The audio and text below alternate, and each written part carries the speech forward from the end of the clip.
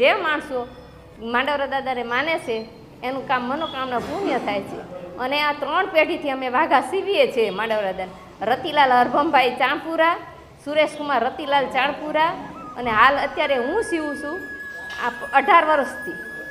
તો મારે ઘરે કેન્સર છે તો પણ હું સીવું છું. મને માંડવરા દાદાએ સાક્ષાત દર્શન આપી અને કીધું કે તારું જ્યાં કેન્સર મટી જશે, તું ઓપરેશન કરાવ તો ભલે, ના કરાય તો ભલે, મને કેન્સર મટી ગયું છે.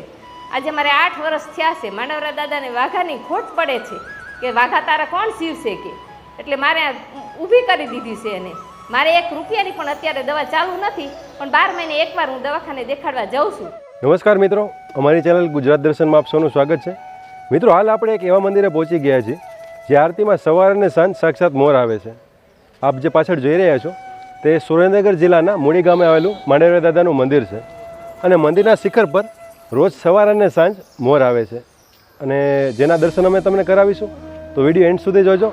આપણે આરતીના દર્શન કરીશું, તેમજ અહીં મોર આવે છે તેના પણ દર્શન કરીશું. તેમજ આપણે આ મંદિરનો ઇતિહાસ જાણીશું, શું આ મંદિરનો ઇતિહાસ છે, અને તેમની તમામ વિગત મેળવીશું. અને અમારી ચેનલ પર નવા છો તો ચેનલને સબસ્ક્રાઈબ કરીને નોટિફિકેશન પર દઈને બેલ આઇકન ઓન કરી દેજો, જેથી અમારા વિડીયો સૌથી પહેલાં આપને મળે.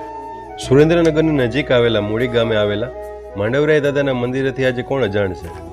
પરમારોના ઈષ્ટદેવ તરીકે પૂજાતા માંડવરાય દાદાનો ઇતિહાસ પણ જાણવા જેવો છે. જ્યારે મૂળી ગામે આવેલા મંદિરની મુખ્ય વિશેષતાની વાત કરીએ તો આ મંદિરે સવાર અને સાંજ ભગવાનના સ્વરૂપમાં સાક્ષાત મોર આવીને આરતી સાંભળે છે, જેના દર્શન પણ અમે તમને આ વિડીયોમાં કરાવીશું. અહીંયા દરરોજ મોર સાંજે આરતીના સમયે આવી જાય છે અને મંદિરના શિખર પર બેસીને ટવકો કરે છે. ત્યારબાદ જ માંડવરાય દાદાની આરતી શરૂ થાય છે. આરતી બાદ મોર આખી રાત મંદિરના શિખર પર બેસેલો રહે છે, અને સવારની આરતી સાંભળીને મોર ક્યાં જતો રહે છે તે કોઈને હજી સુધી ખબર નથી પડી. અને એવી જ રીતે દરરોજ સાંજના સમયે મોર પાછો આરતી સાંભળવા આવી જાય છે. માંડવરાય દાદા એ સૂર્યનારાયણ ભગવાન છે. માંડવ વનમાંથી સૂર્યનારાયણ ભગવાન સાક્ષાત પ્રગટ થયા એટલે દાદાનું નામ માંડવરાય રાખવામાં આવ્યું. જે કોઈને પણ ચામડીને લગતી કોઈ પણ બીમારી હોય એવા લોકો અહીં માંડવરાય દાદાને ગોળ, સોપારી કે સાકર કે મીઠાની માનતા કરે તો માંડવરાય દાદા આવા લોકોના તમામ દુઃખ દર્દને મટાડે છે. રજાના દિવસોમાં તેમજ તહેવારોમાં ખૂબ જ મોટી સંખ્યામાં ભાવિકો મૂળી ગામે માંડવરાય દાદાના દર્શન કરવા પધારે છે, અને માંડવરાય દાદાના દર્શન કરીને ધન્યતા પ્રાપ્ત કરે છે. દૂર બહાર ગામથી જે કોઈ ભાવિકો અહીં દર્શન કરવા આવે છે તેના માટે જમવાની તેમજ રહેવાની સરસ મજાની વ્યવસ્થા છે.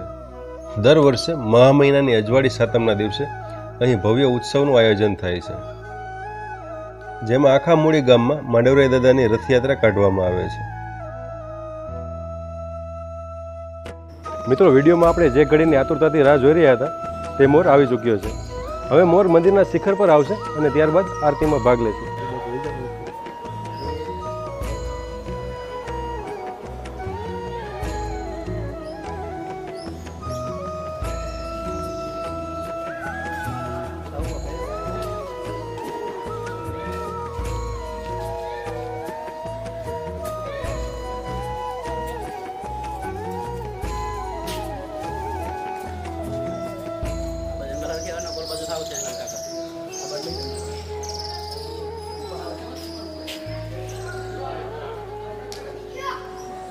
મિત્રો, આપણી સાથે મૂળી માંડવરાય મંદિરના પૂજારી શ્રી કાર્તિક મહારાજ જોડાઈ ગયા છે. એમની સાથે આપણે મંદિરની વિશેષ માહિતી મેળવીશું.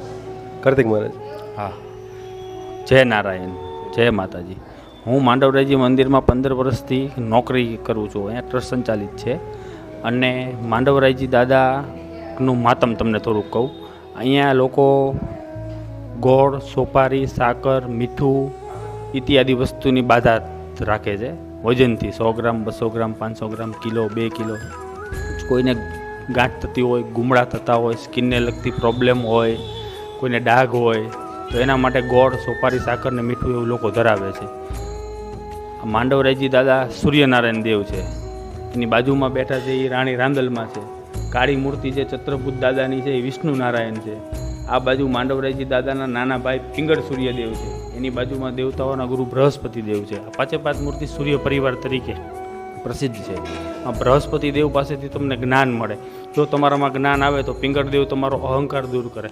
જો પિંગળ દેવ તમારો અહંકાર દૂર કરે તો સૂર્યનારાયણ ભગવાન તમારામાં તેજ પૂરે. જો સૂર્યનારાયણ ભગવાનનું તમારામાં તેજ આવે તો રાણી રાંદલમાની તમને ભક્તિ લાગે જો રાંદલમાની ભક્તિ લાગે તો તમે વિષ્ણુ નારાયણ સુધી વિષ્ણુના પગ સુધી પહોંચી શકો આ 5 મૂર્તિનું એ મહત્ત્વ છે આ સંવંત 12-15માં મૂર્તિ સ્થપાણી હતી ત્યારે વિક્રમ સંવંત 2079 ચાલે છે 850-900 વર્ષ જૂનું મંદિર છે અહીં ભાવિક ભક્તજનો ખૂબ આવે છે દાદા બધાના કામ પરિપૂર્ણ કરે છે મેં સાંભળ્યું છે કે સવારને સાંજ આરતી ટાણે મોર આવે હા અહીંયા સવારે નહીં પણ સાંજની આરતી પહેલાં આવી જાય 7-7:15 આખી રાત મોર ત્યાં રહે અને સવારની આરતી 6:15 અટેન્ડ કરીને પછી ક્યાં જતો રહે કોઈને ખબર જ નથી પછી બીજે દિવસે પાછો સાંજે 7-7:15 આવી જાય સાંજની આરતીમાં મોર આવે સવાર સુધી રોકાય હા ઉપર સવાર પછી જતો રહે હાજી પછી દૂરથી જે ભાવિકો આવતા હોય અહીંયા દર્શન કરવા માટે હાજી એના માટે કેવી સગવડ અહીંયા રોકાવા માટેની વ્યવસ્થા છે સામે ઉતારા છે ત્યાં એ લોકોને આધાર